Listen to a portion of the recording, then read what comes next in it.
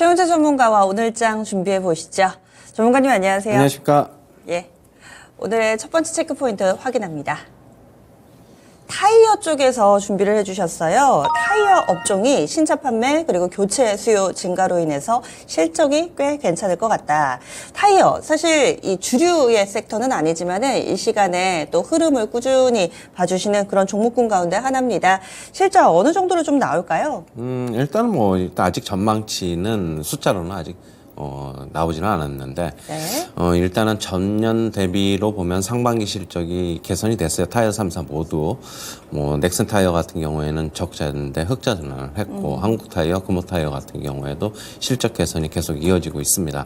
그 원인은 신차 판매가 증가하고 있고 그다음에 교체 수요도 증가하면서 실적에 영향을 미쳤다 이렇게 보고 있고요.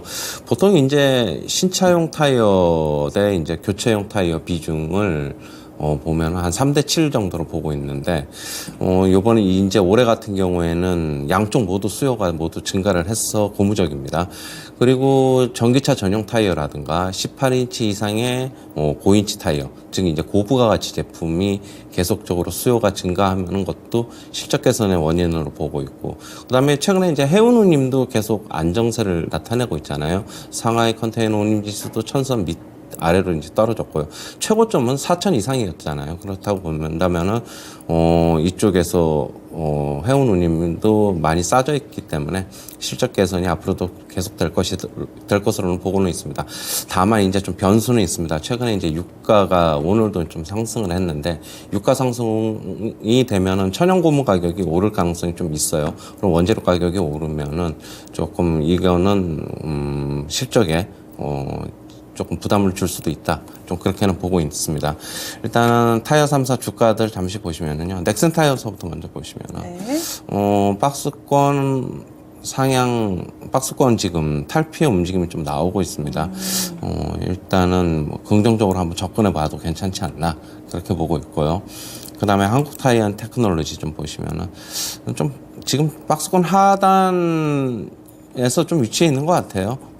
일단 박스 보시면은 한 36,000원 정도? 이 정도 선에서는 저가 매수는 가능하다. 그렇게는 보입니다. 금호 타이어도 보시면은 금호 타이어는 주가 좀 올라갔다가 조금 조정 보이고 있는데 조금 더 빠질 여지는 있기 때문에 좀 기다렸다가 좀 매수하는 것도 괜찮아 보인다. 이렇게 정리해 드리겠습니다. 네. 타이어 종목, 세 종목에 대해서 차트 보면서 또 매수 타이밍까지 잡아봤습니다. 다음 두 번째 포인트 넘어가겠습니다.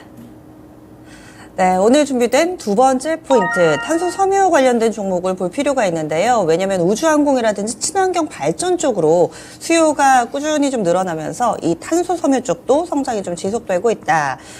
자세하게 분석을 좀 알려주시죠. 네, 일단 탄소 섬유 시장 같은 경우에는 우주항공하고 그다음에 친환경 발전 사업 확대로 인해서 연평균 지금 약 17%씩 성장을 하고 있습니다, 매년.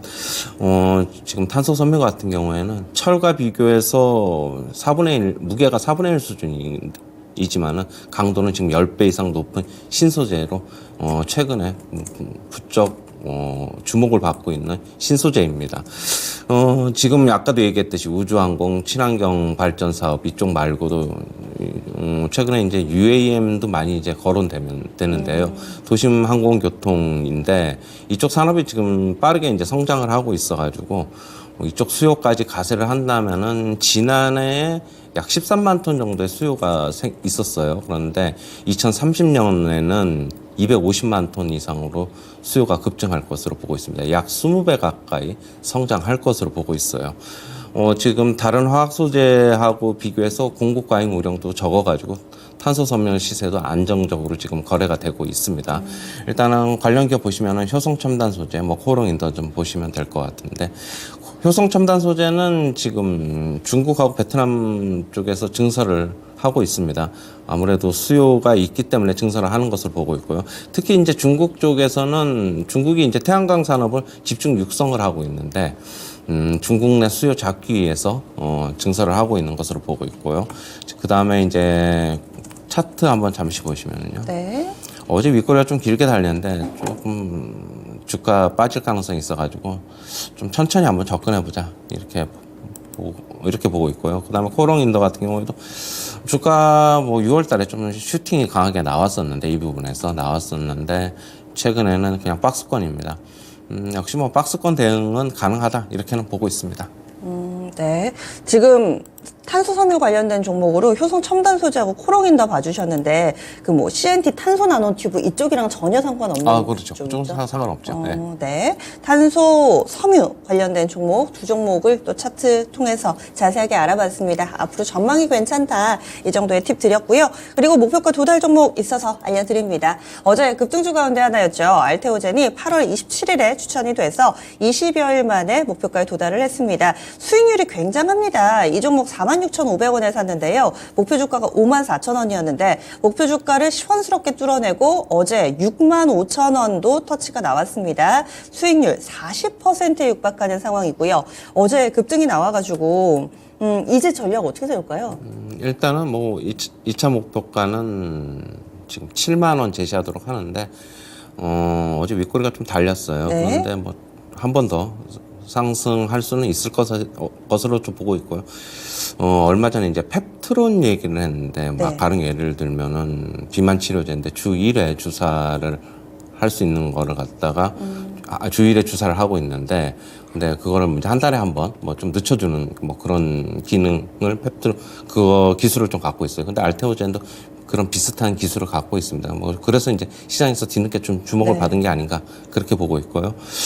일단은 어제 윗꼬리가 달렸기 때문에 조금 주가 좀 쉬었다가 갈 수는 있다 그렇게는 보고 있습니다. 하지만 홀딩으로 2차 목표가 7만 원이요. 알테오젠입니다. 최근 들어서 이 키트루다의 피하제형 주사 출시와 관련해서 상당히 좀 기대를 모으고 있는 상황 가운데서 앞서 4거래를 연속해서 오름세 나타냈습니다. 어제 약간 윗꼬리가 달리긴 했는데요. 그래도 쉬었다 갈 수 있는 가능성 엿보고 있습니다. 2차 목표가 7만 원 설정됐습니다. 한 달도 안 되는 기간에 수익률 40%라는 대단한 기록인데요. 앞으로도 조금만 더 욕심내보셔도 좋겠네요.